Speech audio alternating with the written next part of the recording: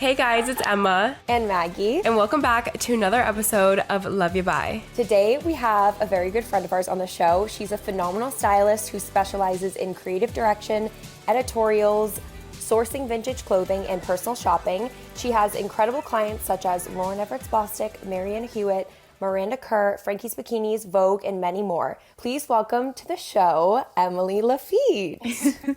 Hi. We're so excited to have you. So before we get into the episode, we have so much that we're going to touch on. I'm very excited. Like I was even saying to you guys before we started recording, I'm even going to be taking personal notes. Me for this. too. So I'm so excited. But before we get into it, we always start off with our peak and our pit of the week, which is just your highest and lowest point, like something that's happened to you this week. And since you're the guest, you can start first. Okay. So I think my peak was actually yesterday. There was one of my clients is Summer Fridays, which is a amazing skincare company, and they had an event for their latest product drop, which was the Rich Cushion Cream, and they did this insane event that was in a gallery, and like all of the campaign images were all over the walls, and there was this, projector, and it was a really crazy thing. But in one of the rooms on the wall, it was like all the credits, and it was just really cool seeing, my name on the wall. It just felt very cool to see that and all of our hard work displayed, and it was just really fun to see. So I think that was my peak of the week. And my pit is that I've been getting crazy migraines, and I've never had one in my life until like 3-4 months ago, and now I get 2 a month every month. And yeah, so I've been trying to like learn how to work through them, because usually they fall on a day where I have to work, and it's just really not fun. So that's been my pit of this week. It's, but weird. I have to figure it out because clearly something's going on. Yeah, that's so weird. And also just one of those things where you normally don't get often. So when it does happen, it's like the worst feeling. Oh, yeah. The worst. And when it's coming because of that like aura, the big, like it blocks your entire vision, and it's so scary. But anyway, so that's my pit. Oh, I'm sorry. Is there anything you can take for that? I mean, Excedrin, but I'm so sensitive to medications, and I'm so afraid of like having an adverse reaction to something because I have from those random things. So I'm like, I'll just take Tylenol extra strength or something and drink maybe like a little caffeine and water. But I don't know. It's the weirdest thing to come out of nowhere and then be so consistent. Yeah. So. I wonder if it's like stress or something, if you've been busier or what it Probably. is. But that's so weird. Anyway, what's your guys's? Do you want to go first, or do you want me to go first? I'll go first. Okay. So my peak has definitely been that we've been in Oregon for the past week, and we're in Lake Oswego right now, and it's beautiful. Like I would never have ever chosen to come to Oregon on my own. So we came here because Emma's fiance is from here, and now that we all like hang out and stuff, we have so many friends here. So his family's here, a bunch of his friends, and we have like a lake house, and it's just so beautiful. And the little town that we're staying in looks like a little fairy tale town. Like it's so cute. The trees are so tall. Stop. And like the buildings are so pretty, and like there's just green trees everywhere, and it literally reminds me of like a movie with like little fairies flying around and like little gnomes running around in the so cute woods. Like it's so cute here. I love it. But my pit is that I miss Milo so much. Like he was supposed to come, but my brother was like, you think he's going to do well on a 6-hour flight? And I was like, I think he'll be fine. Like I want him to come. We have a house. Like we're just going to be hanging out. There's no reason why he wouldn't be able to come. Like he can just come in the carry-on. And he was like, no, I think it's going to stress him out. I'll just watch him. I'll stay at your house and watch him. I was like, okay, honestly, if you want to, then you can, because I also don't want to scare him by like bringing him on the plane. I don't know. So I was like, whatever, you can just watch him, but I miss him so much. I like can't wait to go home and just snuggle with him. The best feeling ever is coming home to your dog. Like no better feeling. Has Milo ever been on a plane? No, but I want to start bringing him when I travel because, like, he's so small. He's so small. He'd be so easy. And I so hate much leaving easier. him. But it may be a lot for his first plane ride to be 6 hours. To be 6 hours. Yeah. I didn't realize that Boston to Oregon was 6 hours. I guess that makes sense because, I mean, it's, Coast to coast. Yeah. entire, like, yeah. But I don't know why I felt like that would be shorter, but no, it makes sense. Yeah. Yeah, that's a long flight for like his first ever I know. trip. I've been just sitting on TikTok, like, watching videos of dogs and, like, getting really sad. No, I'll just start crying randomly if I see any sad thing about a dog. I like have to throw my phone because I can't deal with it. I know. And then I run and hug Bowie because I'm like, I know. They're just so sweet, and all they do is love you, and they can't talk, and it's just like... Unconditionally. It's like, yeah. I could go on and on for this entire podcast about how much I love my dogs.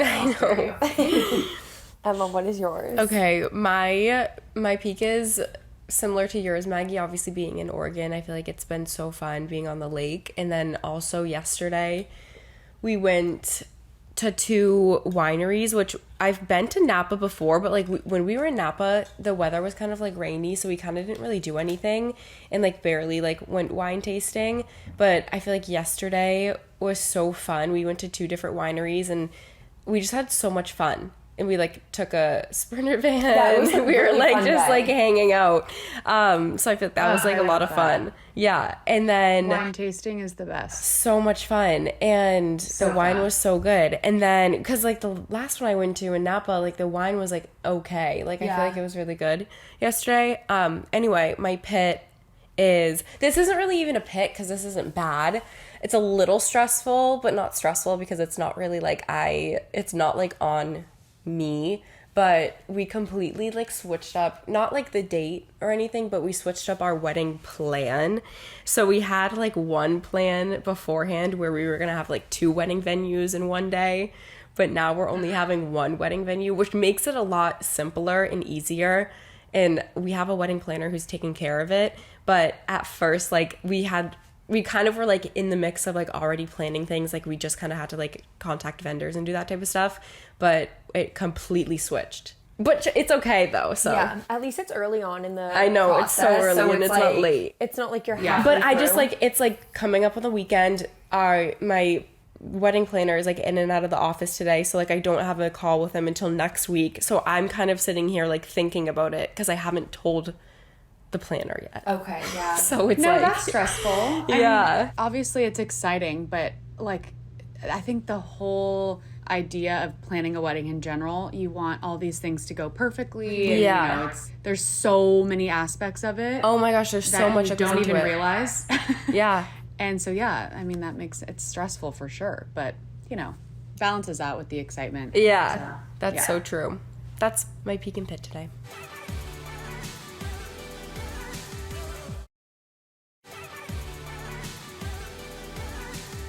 Okay, so Emily, Yes. tell us about yourself for the listeners who don't know you, and you just talk about your background and how you got started in the styling industry, like from where you started to like where you are now. Okay. So, let's see. I went to school, I went to college, university at USC in LA, and I studied communication, and I was going through school and didn't really, know exactly what I wanted to do, but ever since I was younger, I always knew that I loved fashion, and I feel like, adults when you're younger or mentors always say that your career should be what you do in your free time, like what you actually love. If that works out, that's like in the ideal world, you do something that you do on the side anyway to make money. So I just knew I loved fashion, and I think I was a junior in college when I think I was like stalking Kylie Jenner on Instagram or something, and I was just kind of looking at her red carpet photos that she had posted. And I tapped on her photo to see who she tagged in it, and she tagged her stylist. And I clicked on her, and I was like, obviously stylists have been around for a long time, but, Rachel Zoe had, was kind of like the very first person for it to become this like public job that people were really interested in and aware of. But I guess I just didn't really ever think about it until my junior year of college. I clicked on Jill and I was like, wow, you can dress people for a living. That's crazy. That sounds like something that I would love to do. I followed Jill and I was following other stylists that I loved their style, or whose style I loved. And I was like, maybe I should just reach out to a few people and see if they, randomly need interns to help. And when I was emailing the assistants asking to see if there was positions, I had no idea what that entailed at all. Like, it looks so glamorous from the outside. You're seeing red carpets, you're seeing gowns, you're seeing super cool, people doing cool things. So in my mind, I'm like, well, this is probably so fun and, like glamorous, like I said. Long story short, I got an email back from Jill's team, who I had found from Kylie's photo, and they said that they needed an intern, and I think I started 3 days later with them, and was thrown right into, the circus that styling is. And I learned super quickly that it's not at all what it seems. And I don't mean that in a bad way. It's just there's so much more to it than, oh, like, let's put a dress and some shoes on and, like, call it a day. So that was my real start into the styling world. Was my junior in college, interning for Jill. And I learned so much there, more than I ever would have thought that I learned. And I think I was working for her for 9-10 months, I would say, almost a year. And I stopped because the hours were just a little crazy and I was still a full-time student. So I needed to finish school. And then, of course, I graduated in the middle of COVID in 2020 and nobody was hiring. Like, it was not ideal. And obviously everyone felt the pressure of that year, whether you were just graduating, whether you were starting school, whether, And so I had been emailing stylists, seeing if they needed full-time assistants, because, when you obviously finish college, it's ideal to have a job and to start right away and kind of dive into real life. But no one was hiring and I got really discouraged. I was like, how am I supposed to break into this? This is for sure what I want to do, but how am I supposed to gain any experience when, no one has a position to offer because no one's working right now. No one's doing red carpets. Everyone's at home in sweatpants. No one's going anywhere. And if they are, like, it was very strange. But here's where you come in, Maggie. You actually said to me, because I was kind of telling you about everything that was going on, I was like, I really just don't know what to do about it. And you said, you should just start, like, posting your own outfits on Instagram, and you should just start styling friends and, like, style me. And so I started kind of just doing it for fun. We did it. The first time was for your birthday weekend in Malibu. That was like the first time. God. And we had like, I remember it was like 4 or 5 outfits. And I was like, just so tell right. me what to get. Cause like, obviously I'm coming for your birthday and I'll buy everything. Right. And then obviously just post it and in your outfits. And I remember on the way to your dinner at Giorgio Baldi, we were having a conversation in the back of the Uber and you told me the exact story. Like, it's just so hard because of COVID and no one's working and doing anything. And yeah, I just remember being like, honestly, maybe it's meant to be because maybe you're just not meant to work for anybody else. And that's why it's not working out. And you said that to me verbatim, which is so crazy. I know we were just talking about this like a month ago, how full circle it all is. But yeah, you suggested to me that I just start posting outfits and I would send you things to buy. And the way that it really started, like, I cannot even express the appreciation I have for you even just tagging me in photos that I had dressed you in. And same with Emma. Like, anytime, it really is crazy how far a tag can go, because then people start seeing it and, it really kind of just snowballed from there, honestly. But that literally was my entry into styling, was kind of saying, okay, if no one can hire me right now, then I'm just gonna start doing this on my own for fun. And from there, I had a few people reach out to me to do virtual styling because we were still, you know, in COVID and no one was meeting up to do anything, which gave me, I think, a little bit of an advantage because I was styling people all over the world. So I had a client in Germany, I had 2 in London, some in Nashville, 1 in New York. Like, so it, you know, made it that I could work with different people and with different styles and different ages. And it was really, really cool. So I started doing that virtually. And it's so funny to like think back to how this all really started because it all happened so fast and so naturally. Like, I swear it's the importance of being tagged in something and another person tags you and another person tags you, and then it becomes word of mouth. And then next thing you know, it's like, wait, this is my career now. And now and you never know. It literally happened that fast. You never know who's gonna, like, who follows who or who looks at whose content. So the fact that you were also virtually styling people all over the world, then that opens you up to such a larger audience that you may never had the chance to even be exposed to if it had just been in LA. Yeah. Yep, for sure. Also feel like I have to be cautious in saying that there's this idea, or I guess tradition, I'll say, of like when you're in the styling world, you generally assist somebody for years because that's how you really gain all your experience and that's how you learn what you need to know.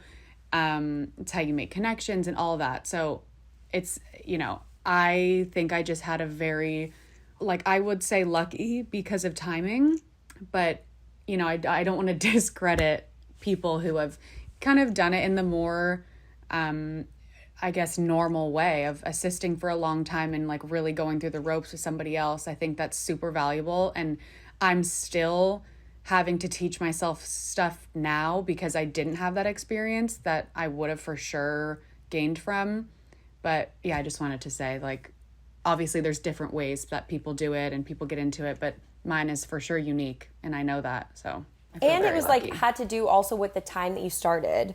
For sure. It was like such a crazy time of life. And I feel like also you're still so young. So you will have the time to grow and experience and like be with your clients for years and years and years. Yeah, definitely. Definitely. So sorry, that was like a very long-winded answer to your question. No, I love it. I feel like it was... That's kind of how it felt. The whole thing was a little bit of a whirlwind, but yes. Wait, I have a question before we get into, like, before we move on to other topics.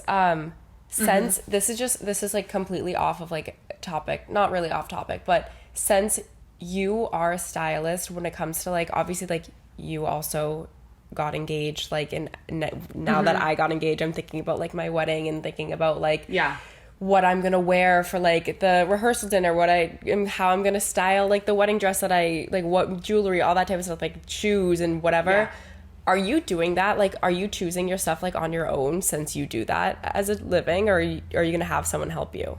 No, I am for sure gonna do it on my own.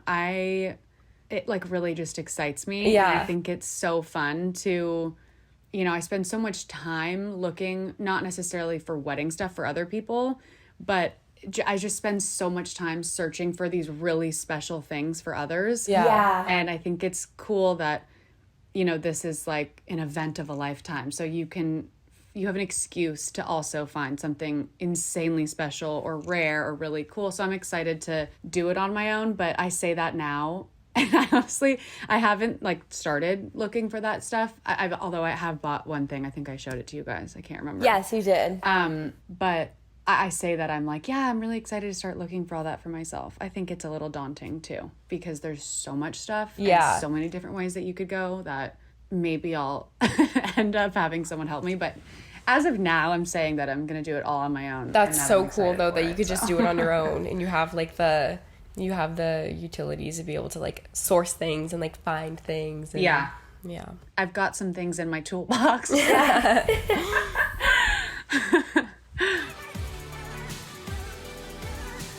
Hi guys, just taking a quick break from the show to hear from our sponsors at Truly Hard Seltzer. If you've been listening to the show, you know how much we love everything about summer. The beach days, the barbecues, vacations to the Cape, it's our absolute favorite time of year. When we're planning a summer vacation with all of our friends, one of the essentials is making sure we pack the coolers full of snacks for the beach and cold, refreshing beverages. That's why Truly Hard Seltzers are one of our go-to summer drinks. They're made with a hint of real fruit juice, which makes each flavor distinct and delicious. Each can only has 100 calories and 1 gram of sugar, so they're super light and endlessly drinkable. Lately, we've been loving the Truly Berry Mix Pack. It has fun new flavors like blueberry and strawberry lime, and the classic wild berry, which has always been Emma and I's favorite flavor. We drink it every time we go to a Celtics game. Truly has so many flavor packs, it's impossible to get bored because there's always a new variety to try. The red, white, and true pack is perfect to bring to your Labor Day weekend barbecue, and the grapefruit and orange flavors in the new citrus pack make me feel like I'm sipping a mimosa. Whenever we're having friends over, I always grab a pack of Trulies because they're such a crowd favorite and there's a flavor for every occasion. Complement your perfect summer day with Truly Hard Seltzer and see what the lightly fantastic life is all about. Please drink responsibly. So you do a lot of personal styling for your clients, but also you do, what would you call it, like creative? So I would say, like, my title is in general a personal shopper and stylist, but I think the word stylist also can mean that you're helping somebody almost not necessarily rebrand, but create who they want to be, because I feel like clothes are maybe the number one way, you know, that somebody expresses themselves and like shows who they are and how they, like I said, want to express themselves. So I think being a stylist in general is a little bit of a personal creative director. But in terms of my title, it is personal shopper and stylist. So, yeah. And so what does that process look like from start to finish? Like when you talk to the client, can you just bring us through the whole entire process? Like, do you guys make an inspo board together? Like, how does it just look from when you meet to like what you guys create together and come up with, and how you get the clothes and the whole entire process from start to finish when working with one of your clients? So it really depends, because it differs quite a bit from a new client to someone who I've been working with for a long time, obviously. So if you're a new client to me, I think it's super important to get on a call with them, and have them send me as many inspo photos as humanly possible. And that way I can really get a good idea of, you know, what they're going for, even photos of things that they don't love. Like that's also really helpful too, to kind of eliminate certain styles that they don't love. But it's kind of like going to get your hair done. You can explain something to somebody and say, I want long layers and blonde highlights. Like, okay, what does that actually mean? Because someone could do your hair with that description and it could look one way, and someone could do it in a completely opposite way, and it still is, you know, long layers and blonde highlights, right? So that's why I think photo inspo is so important, because there's not a lot of room for error when someone's showing you exactly the type of vibe that they want. So I wouldn't say we make like actual mood boards, just because of, it's just easier to kind of get like in a flow in a text conversation, sending things back and forth to each other. But that is super, super helpful when I first start with somebody. And then I think as you work with people, you start to really get to know each other, and getting dressed and clothing is such an intimate thing that I think you like learn how one another works super quickly, actually. And they could put one thing on and they're like, no, absolutely not. And you're like, okay, let's change, next thing. And they're like, wow, okay, this is something. And you already just like hacked off an entire, you know, style of something that you know that they don't like. So it's really trial and error and working with somebody for a good amount of time to actually understand what they want. But I haven't really answered your question, only because it really depends on the person and what they're looking for and what they want.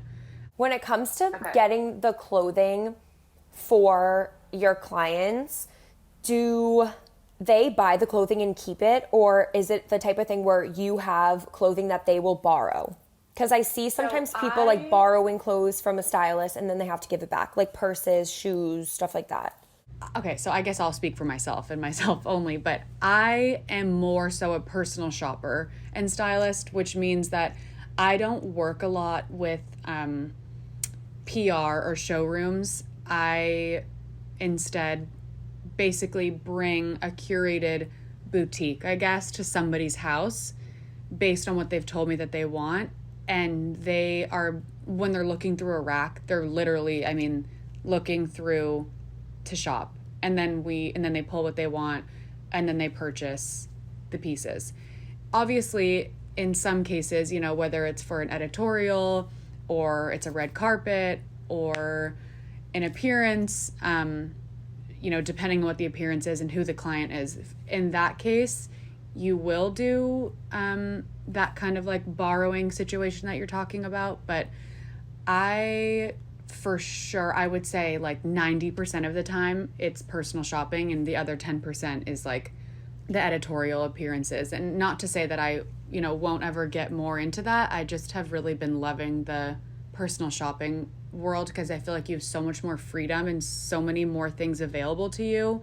Because like when you're requesting something to borrow, 9 times out of 10 it's not available and they send you something that's like similar but it's like not exactly what you want, and that happens a lot. So I find it more fun to do personal shopping personally, and that's just honestly how I think I've become known amongst my clients and their friends who they recommend me to. So I feel like it's just kind of kept at that because that's just what I've been doing. And yeah, so there's for sure stylists who don't do the personal shopping side at all and only do the, you know, appearances and showroom pulls and PR pulls and all that. But I tend to stick to the other side of things. I like that. Yeah. I feel like that would be so fun. Just like you basically bring like a store to their house in their living room and you're just like, okay, let's make some outfits. What do you like? What do you don't? What do you not like? Yeah, it's so fun. And it's like, you know, dressing a Barbie basically, and you get to like live vicariously through these people and what they're wearing, and it's like it's such a cool experience, you know, like seeing some things that I would have never been able to see if it weren't for, you know what I mean. It's really cool. It's really fun. Yeah.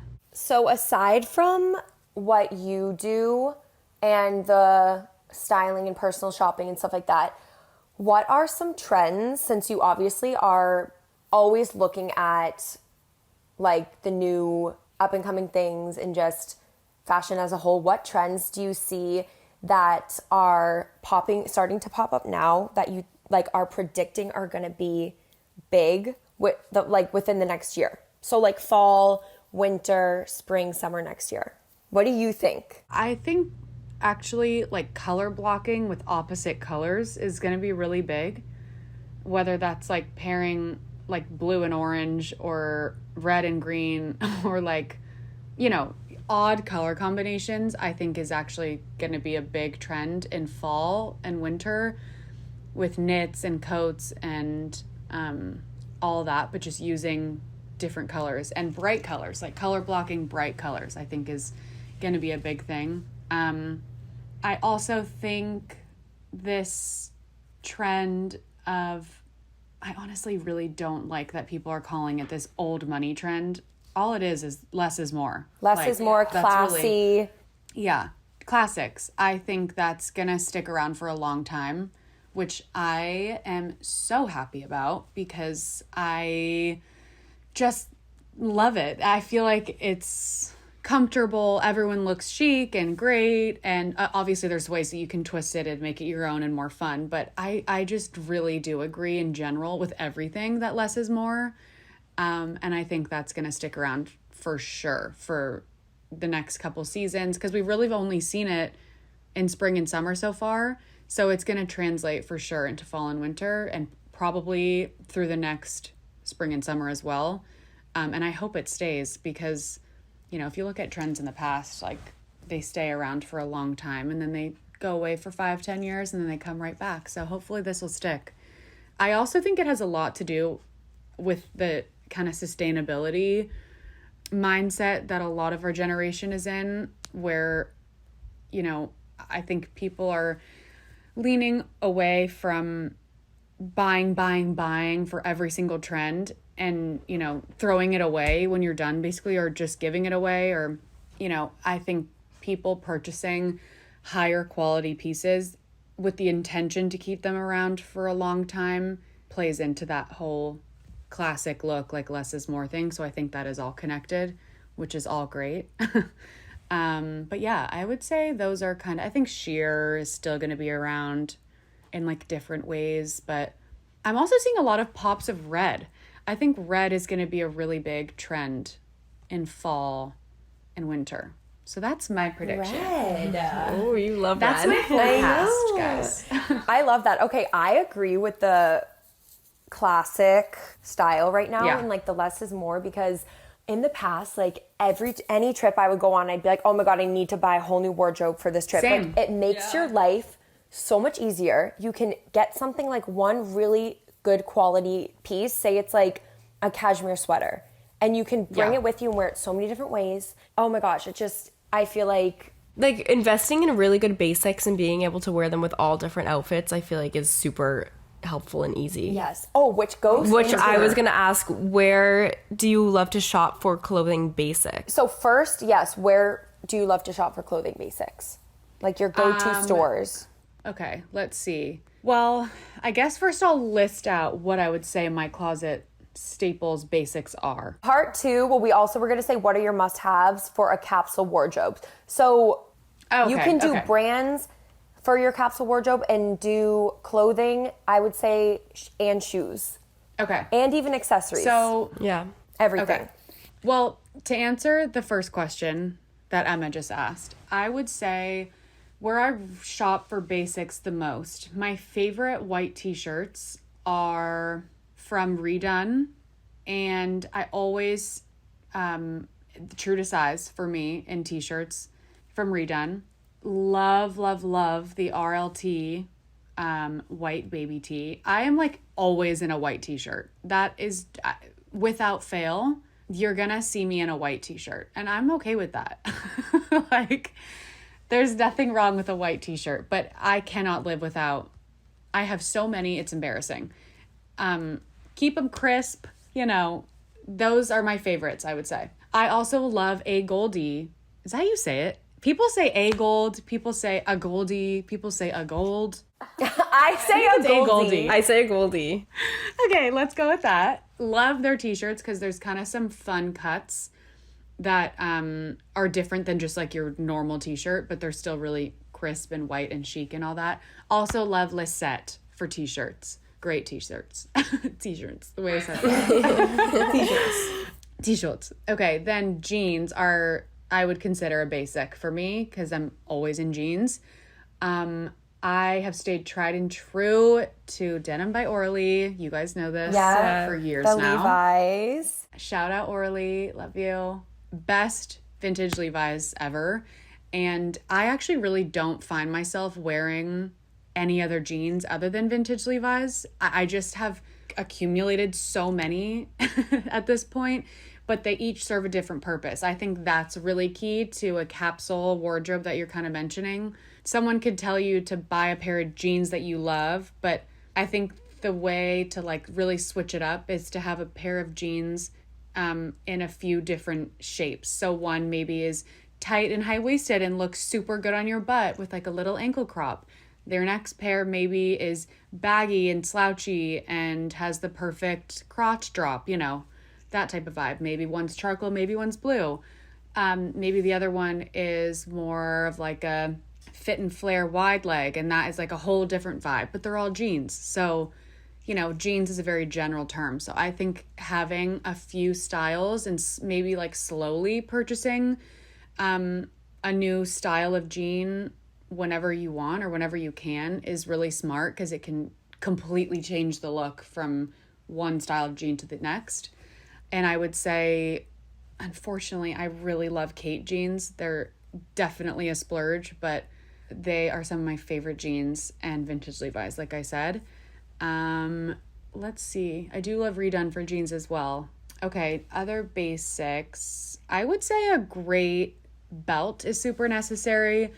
I don't think there's any right or wrong place to get a belt. You can thrift one for $5 and it's the most gorgeous belt you've ever seen. Kate has amazing belts that are super pricey, so you can get the same look though from a vintage one. I don't think there's any right or wrong place to get a belt, but I would say a black belt is for sure a staple of mine with gold and silver hardware, both of them, depending on your accessories. I feel like I'm combining this answer. No, I you guys love it. asked me two separate questions, and I feel like I'm but they answering go them together. in an odd way. Okay, let's see. Shoes. I think shoes is where it becomes a bit more of a personal thing because some people refuse to wear heels and it's not their thing, which is great.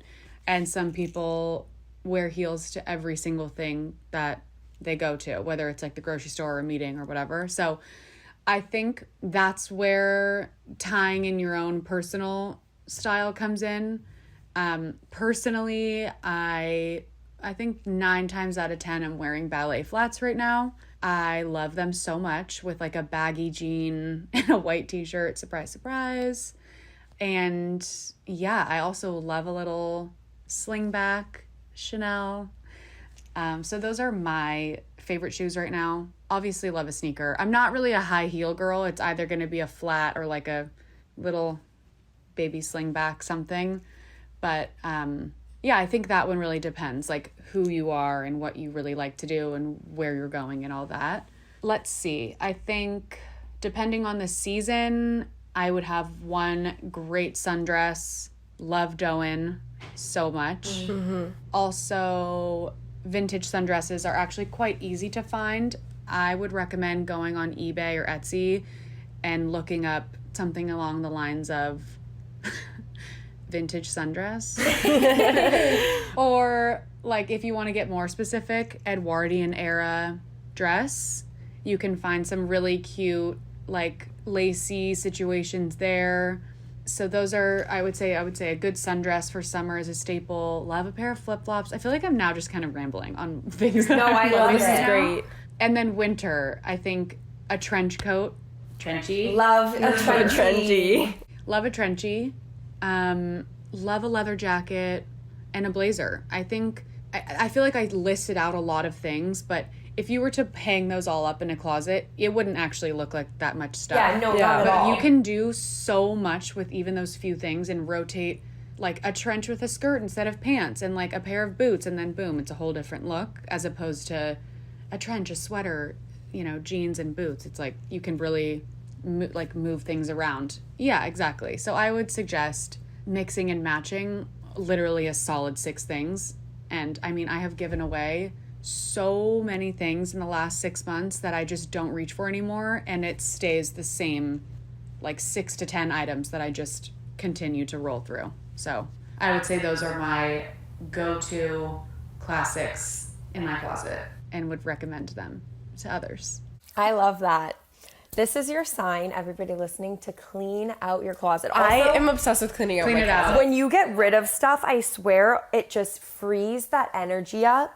And like you feel so much lighter. Yeah, I know. Without all that stuff. I had 6 trash bags of clothes when I moved. That I just was like, I don't even know what I got rid of. I just got rid of it all.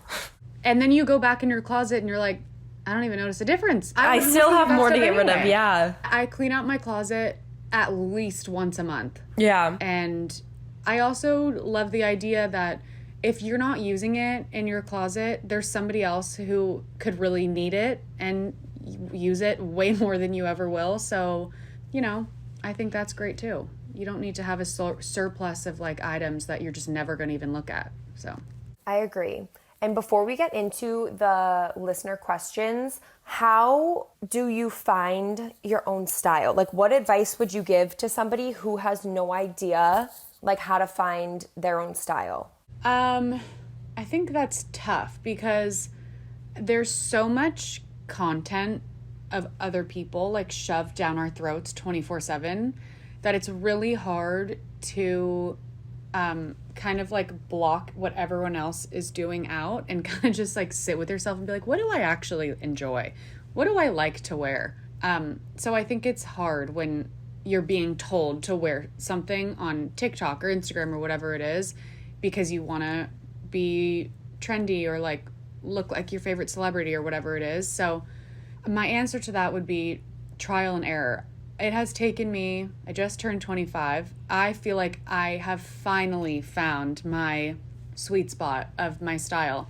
And it's my job. Like, and I still have been struggling with finding who am I, like, in terms of clothes. So I think it takes just trying things and going through these eras that, you know, people talk about of wearing different things. And I just think it, like, you naturally will fall into it after trying so many different things out. I feel like the more pressure you put on trying to find your style and trying to like be original and unique, the more there's just, you know, I don't know. I think you have to just do it over and over again and then like you'll eventually find it. Does that make sense? Yeah, I agree. Because also you don't know what you like and what you're comfortable in unless you try. Yeah. Exactly. Yeah. Otherwise, you're just going to be stuck like replicating, which is totally great. You know, finding inspo from other people is amazing. And that's how the world goes round, you know, is like other people inspiring other people. But I feel like you have to step away from well, what's she wearing? I'm just going to put that on. You know, you have to like, okay, let's look at my closet and see what's going to work here. And then wear it. Maybe you'll hate it and maybe you'll love it. And then you'll know. This makes me want to go home and like clean out my closet again. I know, me too.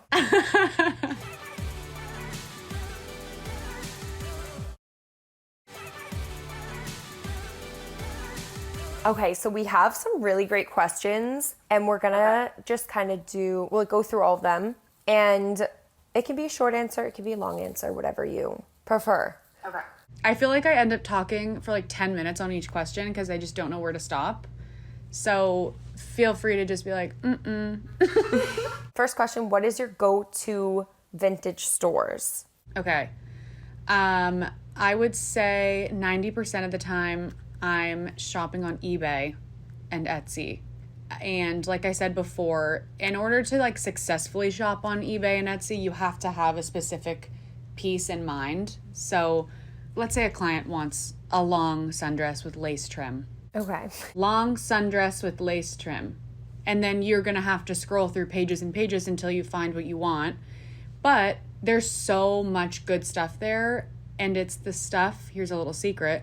eBay is where a lot of people are buying and then reselling for way more expensive. So you might as well go straight to the source and actually, you know, it'll take a minute, but if you're diligent and scroll far enough, you'll find some gems. So I would say I'm on eBay for at least a client of mine who wears almost all vintage. That's like my main place where I find things, Etsy and eBay. In terms of actual vintage stores in LA that I pull from for clients, I would say Opulent Addict is incredible. They have really rare designer runway gowns, dresses, tops, you name it, really cool things. So that's Opulent Addict. I pull a lot from Tab Vintage in LA. They have amazing things. Also have an archive that stylists can pull from for clients to try, but they also have their own online store. It's just, I think, fewer and maybe different options that you can just buy straight from the website. I love New Vintage, NOU.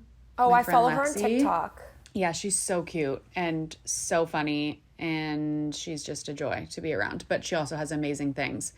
My other friend Julia, Millennial Decorator, for vintage shoes, bags, now watches. She's doing a collab that drops soon, I think. I would say those are I'm always going back to.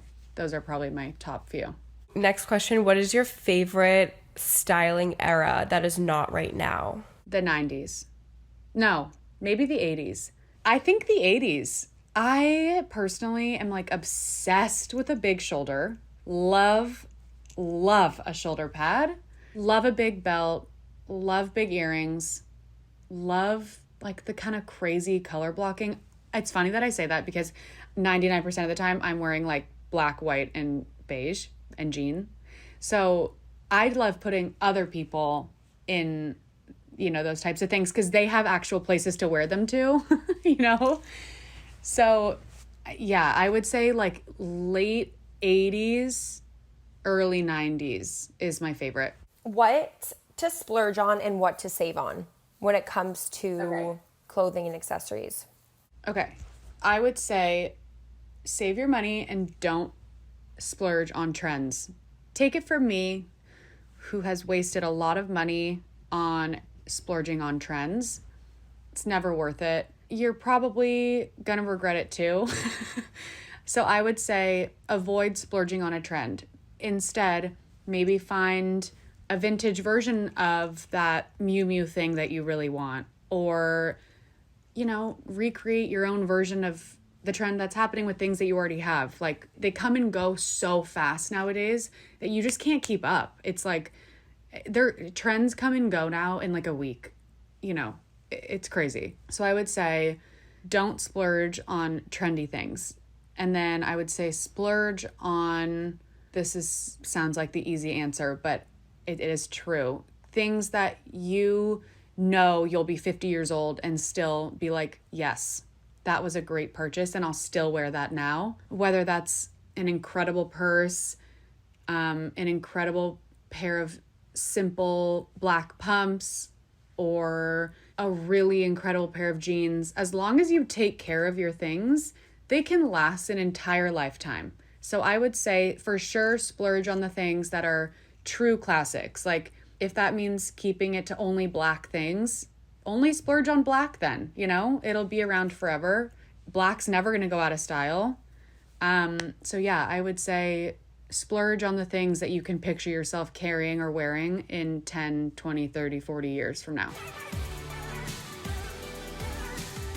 Hi guys, just taking a quick break from the show to hear from our sponsors today at Ritual. If you've been listening to our podcast for a while, you know one of our favorite things to do is try new restaurants around Boston or find great places to eat out when we're traveling. But you know that feeling when you get all dressed up to meet your friends for dinner and then suddenly your stomach starts hurting and you feel so bloated that you just want to stay home and change into sweatpants? Getting an upset stomach out of nowhere is the worst feeling and the fastest way to ruin a night out. Luckily, Ritual created Symbiotic Plus for that exact reason, so you can get your stomach back on track without missing your dinner reservation. It's a 3-in-1 that contains clinically studied prebiotics, probiotics, and postbiotic to support a balanced gut microbiome. We do a lot of traveling, and my favorite thing about Symbiotic Plus is that it's a super small mint flavored capsule that's so easy to carry around with me in my bag if I'm on a plane or going out to eat. And you don't need to refrigerate it at all. It's literally made to bring with you on the go. Including a postbiotic in your routine is something a lot of people don't know that's actually so beneficial for your stomach. It provides fuel to the cells that make up the gut lining and supports a healthy gut barrier. So it's really a win-win. Symbiotic Plus and Ritual are here to celebrate, not hide your insides. There's no more shame in your gut game. That's why Ritual is offering our listeners 30% off during your first month. Visit ritual.com/loveyoubuy to start Ritual or add Symbiotic Plus to your subscription today.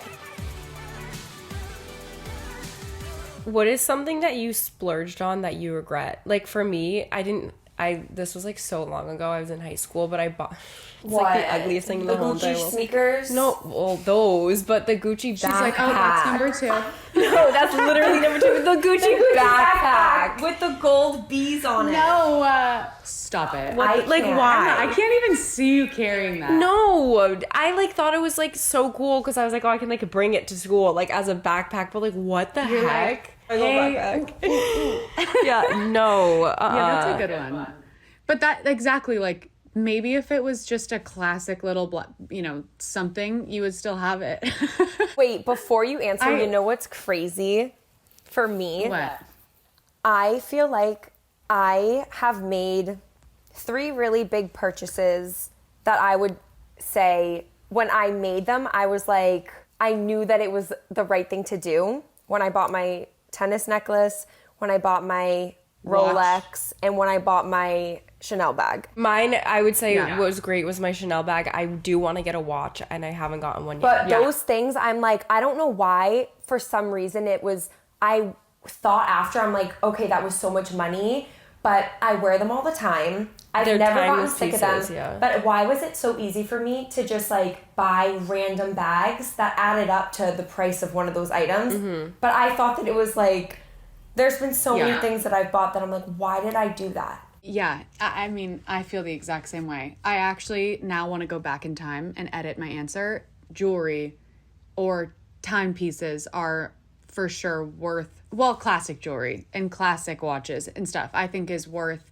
you know, for like milestones. It's not obviously your everyday purchase, but I think like something that you've really thought about and sat on, whether it's jewelry or watch, is like for sure worth it, you know, to treat yourself and like as a, like I said, a milestone type And then you thing. can pass it down into your grandkids and your kids Exactly. and stuff. Yeah. Okay, what do I regret? You know, I think you'll laugh at this because I had a phase where I think I bought the Amina Muad'Dis in like every Emily. single color. I was gonna cut you off You and say, guys. before you say it, is it your Amina Muad'Di collection? I don't know why. I think I'm psychic because the whole time You I'm are. like thinking I'm like Amina Muad'Di. All I can picture You're like, she's gonna say is your picture on Instagram, and it was like the orange ones, the blue ones. I had like Yeah. purple, like purple. I Yeah. have purple too. Guys, the Amina Muad'Di phase, And- I don't know if and- they're still in a phase, but that was insane for you guys. I remember you guys That always was wearing those insane. shoes. Emily showed me those. I know, no, but I know you guys And would always wear I them. like love Amina Muad'Di. Her as a human, I don't know her, but I just mean like as a fashion icon, but she makes incredible shoes and still does. Like I still love her shoes. I don't know why I decided to buy a Skittles bag in terms of colors.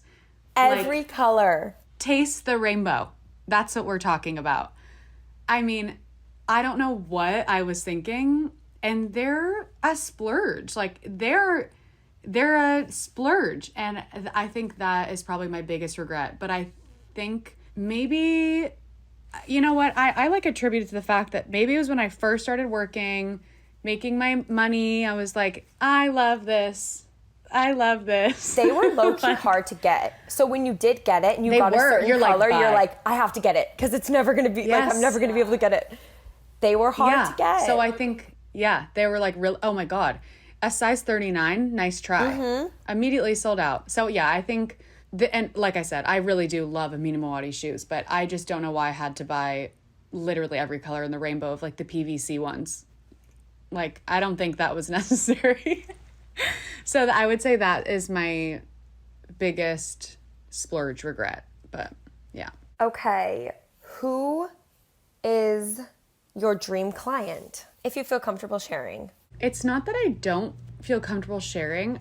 This sounds so cheesy, but I feel like where I am right now, I have worked with people and brands and things that if you had told me 2 years ago that I would be styling these people and like doing what I'm doing, I probably wouldn't believe you. Yeah. I have for sure styled people who I've looked up to a really long time. And I've already styled dream clients of mine, which is really cool to say. I would say who is my dream client? I don't know. And I feel like just recently when you styled Sophia Richie Grange, like that was Yeah. huge. Yeah, that was definitely huge. So it's okay Huge. if you can't think of anyone right now because I feel like Yeah, I I just honestly- styled like one of the most iconic people Yeah. of this era right now. yeah. Yeah, I think she was for sure a client that I've always wanted to work with. And yeah, I feel really like lucky that I got to work with her. I would say she was for sure a dream client. Yeah, I don't know. I don't know about the next, dream client, but I'll get back to you on that. And last question, must have designer bags. You could give like 3 examples because I know people Okay. always ask like if somebody's saving up their money and they want to buy a designer bag and they want to splurge, what would be your top 3 designer bags that you'd recommend? I'm going to go in levels of maybe price point. Yes. First of all, I would say I think it's really smart to splurge on a bag that's not covered in logos as like your first designer bag, just because there isn't a huge Gucci or like Chanel on the bag doesn't make it any less special, For instance, right now I'm not really finding myself splurging on the type of things that have the logo everywhere. I am obsessed. These are, I should not have said that I'm starting by price point, because these are definitely a major splurge, but I think the Row has the most beautiful bags with no branding. Maybe it's like a tiny little embossed, like the Row symbol, but I would say their Half Moon bag, their little mini 90s bag is amazing. I think, you know, they get really, really expensive when you get into the bigger bags from them and the ones that are woven and have more details to them. So I would say that those are for sure worth the splurge. Incredible quality. They go with everything, and just love. I would say also Reformation actually just came out with a bag line. I saw those, like the shoulder ones. I just styled a shoot using one of like the huge oversized totes, which is a really big trend that we've kind of seen from like Saint Laurent and from Kate and the Row, like, you know, these huge hobo bags that are for sure actually going back to trends for the fall. That'll be a big one, I think. But so anyway, Reformation makes a really high quality, amazing, like brandless bag, few bags. And I would say that those are great. I think the price points are from like 300 to 900 maybe.